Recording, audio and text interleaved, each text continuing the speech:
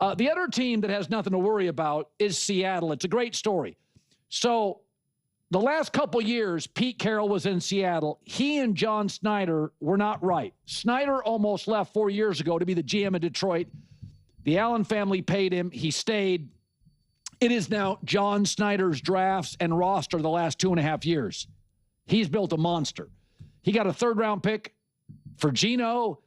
Sam Darnold is now less of a cap hit than Taysom Hill. They don't miss on draft picks.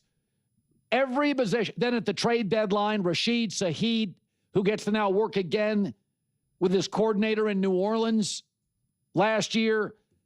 I mean, turn the sound down. This team, I think, is the fastest team in the league. They have taken 35-0 and 28-0 leads the last 2 weeks in the first half. It gets sloppy second half. It's hard to motivate guys. Here's Sam Darnold on another MVP level first half performance. It's, a great team win. I thought offensively we were, really efficient in the first half. Second half, got the run game going a little bit. Third quarter was a little sloppy, obviously, with the turnovers. And we've got to clean that up, obviously. But, to be able to, end the game on our terms in 4-minute situation, running the football out, that's how you want to end every single game. And there's no fool's gold here. Drake May is not doing dink and dunk. He is second in the NFL in yards per attempt. He's throwing the ball down the field. Sam Darnold, no dink and dunk, throwing the ball down the field. And in both cases, two of the best young offensive players for the Patriots, Kyle Williams and Travion Henderson, they're kids. And Seattle's offense, second youngest in the league. So you got two young star quarterbacks surrounded by all sorts of ascending young talent, meaning New England and Seattle, this is the beginning. These are great, great personnel people, very strong leaders and defensive head coaches, and the right offensive coordinators. Yeah, it's awesome to see.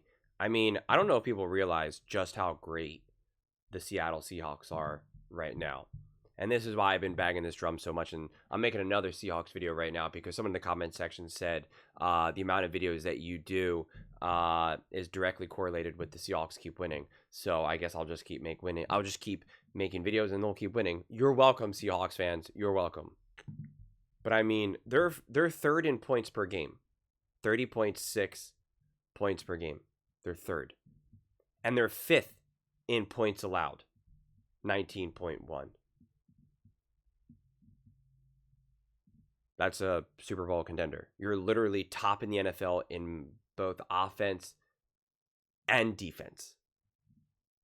And the key thing is here. Sometimes you have teams that end up with great, points per game and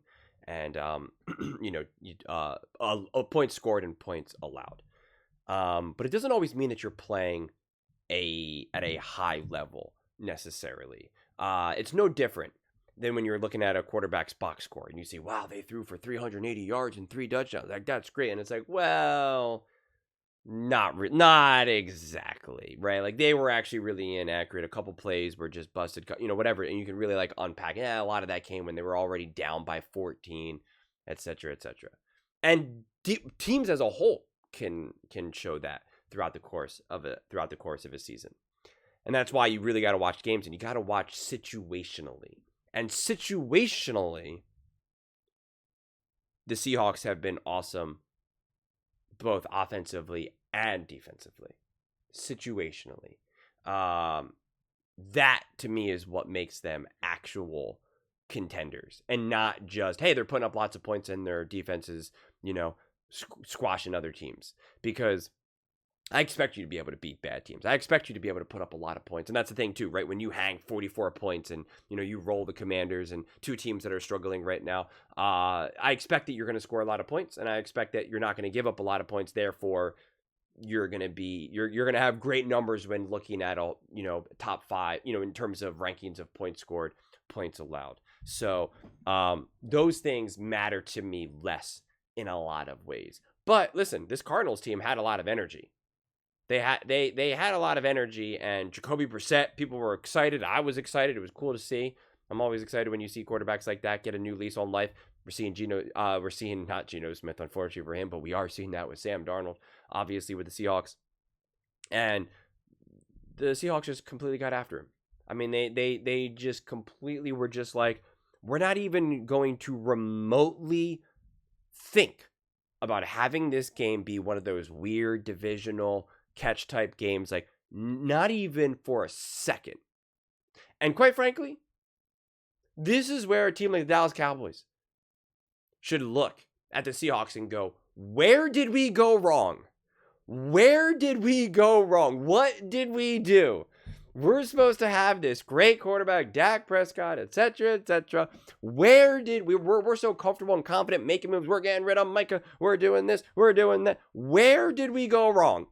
What path did we take that took us so far from the goal? Whereas the Seattle Seahawks team that had been just kind of floating for these last few years, they haven't been terrible. They obviously haven't been great, but they've just kind of been like floating, kind of just billing, kind of buying their time.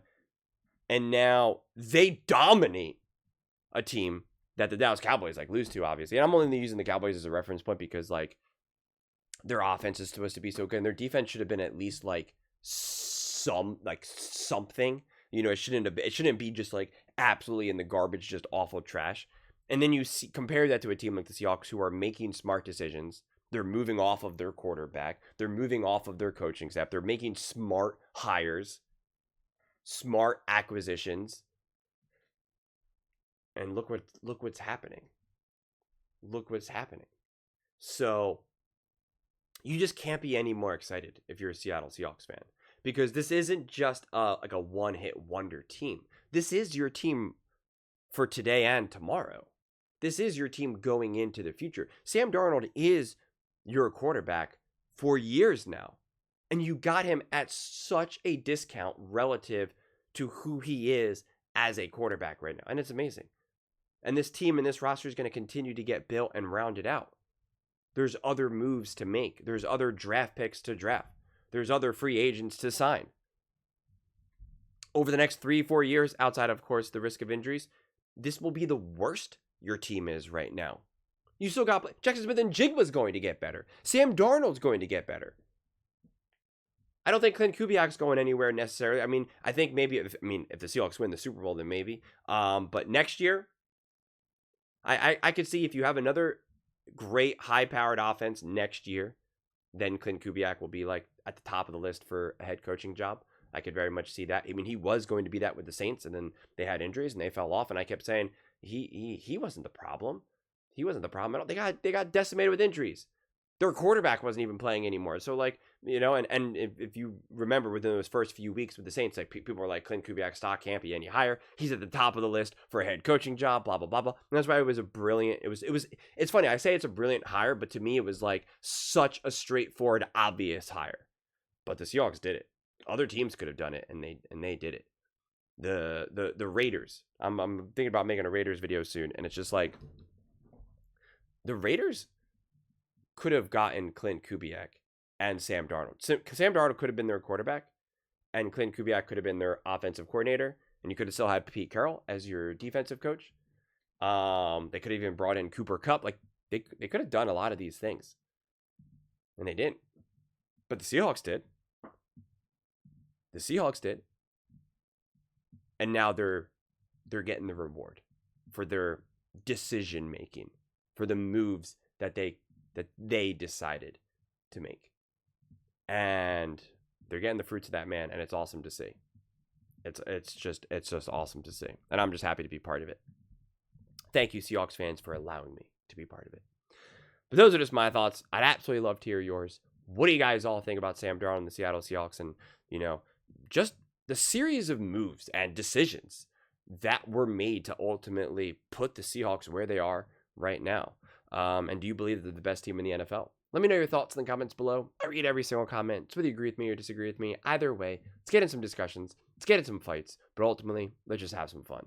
And please do consider subscribing. We're building an amazing community here, and absolutely love to see you part of it. I want to build something that we all generally feel connected to. Something that we're really excited to be part of. I think we're well on our way to doing it.